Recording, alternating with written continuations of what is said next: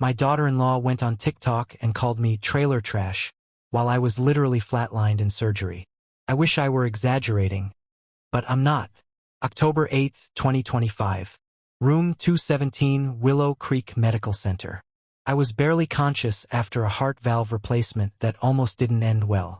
Machines beeped steadily, nurses bustled in and out, and the scent of antiseptic hung in the air like a constant reminder of my fragility. I could hear snippets of voices outside the door, the muffled laughter of a young couple, maybe my son and his wife. Daniel paced the hallway like he was trapped in a waking nightmare he couldn't escape from. He ran his hands through his hair, muttering half-coherent sentences under his breath, the fear in his eyes mirroring every anxious heartbeat I could feel in my own chest. And there, in the corner, sat Vanessa, iPhone 15 Pro Max in hand, recording like she was filming a reality show, her eyes gleaming with the kind of thrill that comes from making someone else's life look small. "Day 4 of escaping the farm," she whispered, barely audible. "Richard's finally knocked out, so we can talk about leveling up our lives." I kept my eyes shut, pretending to be out cold. My chest rose and fell steadily with the ventilator's rhythm. I wanted her to think I couldn't hear a thing. She had no idea what she was stirring. No clue about the storm she was awakening, or the true value of the worthless farm she loved to mock. Before we dive into the chaos that was about to unfold, you need to understand the history. Vanessa Reynolds married my son 3 years ago. From the very first day she stepped foot on our property, she acted like she had walked into a dystopian museum. 200 acres in Willow Creek, Iowa, just under an hour from Cedar Rapids. Land in our family since 1926. The barn predates most people in town. The farmhouse, built in '53, the same year I was born. Not flashy, not glamorous, just ours. It was lived in, worn, and honest. The walls held generations of memories. The floors bore the marks of decades of work, laughter, and love. To me, this was priceless. To Vanessa, it was fodder for her social media content. "This isn't a house," she once told Daniel, a sneer tugging at her lips. "This is a poverty museum." She claimed to come from old money. Her parents had a vineyard in Napa until 2009 wiped them out. Didn't matter. She strutted around as if she still owned the world. BMW X7. $13,500 Hermes Birkin bag. Designer outfits that cost more than our mortgage for 3 months combined. Every item she flaunted seemed like a personal jab at the life I had built quietly, humbly, patiently. Me? I drove a 1988 Ford F-150 worth maybe $9,000. My $95 Carhartt jacket was held together with threadbare stitching and stubborn pride. My luxury? A $2 cup of coffee at Willow Creek Diner, a place where everyone knew my name and my history. Her social media jabs started small, playful, she claimed. Little reels about country life. Instagram stories mocking dirt roads and rusty tractors. "My father-in-law still has a rotary phone," she giggled in one clip. Stone Age vibes. And then the comments came. They fueled her fire. "Girl, you're slumming it. How do you survive without a Starbucks? That's not rustic, that's depressing." Every ping of her phone was a reminder that the world was cheering her cruelty on. 6 months ago, Vanessa escalated. She filmed our kitchen, zoomed in on my old appliances from the '70s, and labeled them poverty aesthetic. "My grandfather's handmade oak table? Furniture from the welfare era," she said with a smirk. She even posted family photos, calling them a shrine to failure. But nothing compared to the video that would break me. She filmed my father's Purple Heart, the medal he earned with courage and sacrifice, and mocked it. "Even their war memorabilia looks dollar store level," she sneered. That clip went viral, 2.7 million views, and the local news ran a small segment. At that moment, I knew this wasn't just mean-spirited behavior. This was strategic. She was planning something bigger, something dangerous, and I had to be ready. Vanessa made her biggest mistake on October 12, 2025, 3 days after my surgery. She stepped outside my hospital room to make a phone call, thinking I was unconscious.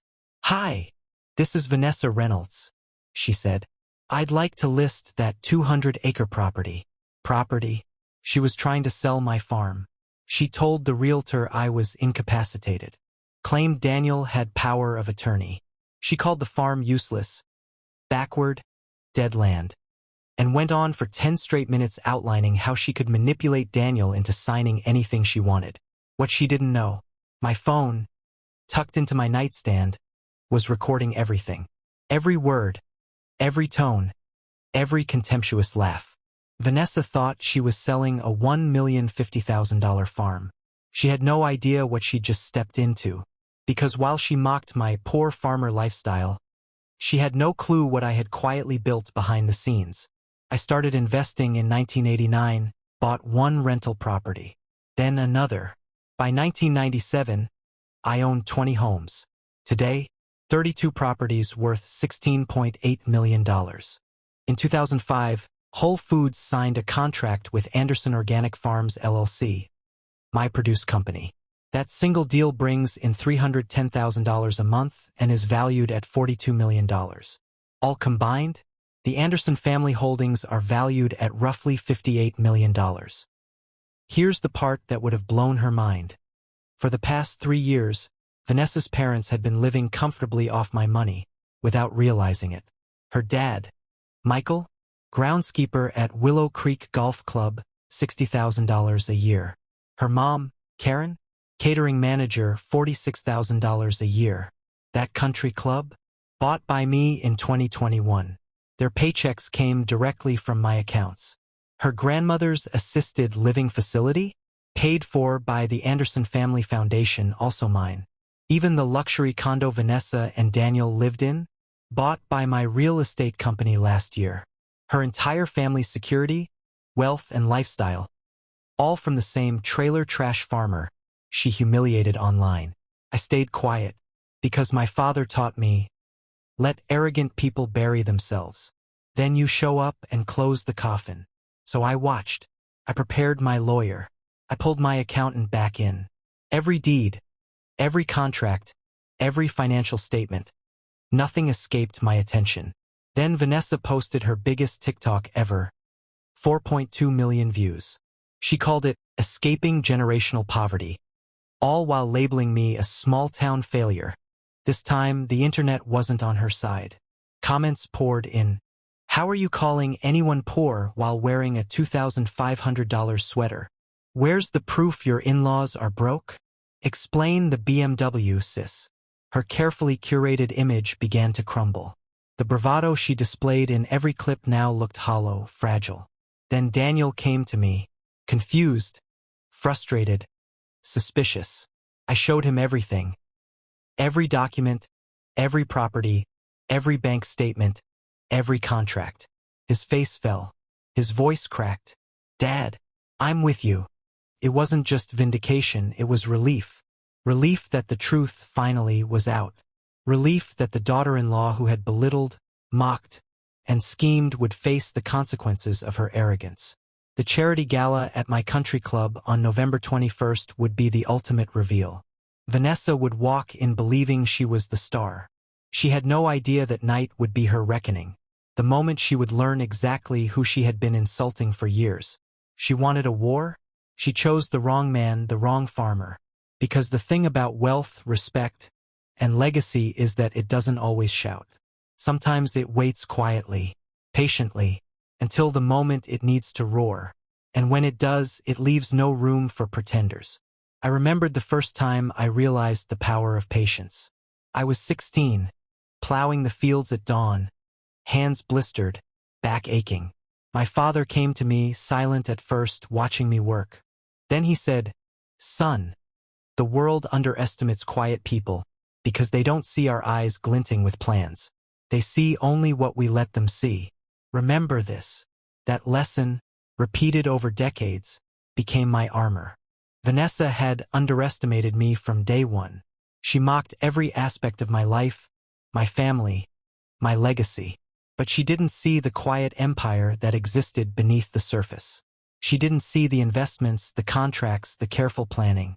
She didn't see the patience it takes to build something truly lasting, something unshakable. The internet had finally started questioning her, doubting her narrative. The same platform she used to mock and belittle had turned against her. Every TikTok clip, every Instagram reel she posted was met with scrutiny. And when the gala came, she would face the ultimate audience. The very people she had assumed she could impress with her wealth and her air of superiority. This wasn't just a story about money. It wasn't even a story about revenge. It was about understanding the quiet power of preparation, patience, and the wisdom of not rushing to reveal your hand too early. It was about teaching someone who disrespected you that the real measure of success is not in how loudly you broadcast it, but in how quietly and effectively you build it. Vanessa's parents living off my money without knowing it. Daniel finally seeing the truth. The gala approaching like a crescendo, the moment when the world would see who had truly built, who had truly endured, and who had truly earned respect.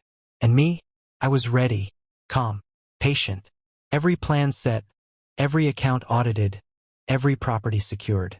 The empire I built quietly would speak louder than any TikTok or Instagram ever could. Because the quietest people often carry the most power. Have you ever underestimated someone because of where they come from? Don't be fooled by appearances. The quietest people often carry the most power. If you enjoyed this story of patience, strategy, and ultimate vindication, hit that like button, share it with friends, and subscribe for more jaw-dropping real-life tales of triumph. And remember, never judge a book by its cover or a farmer by his fields.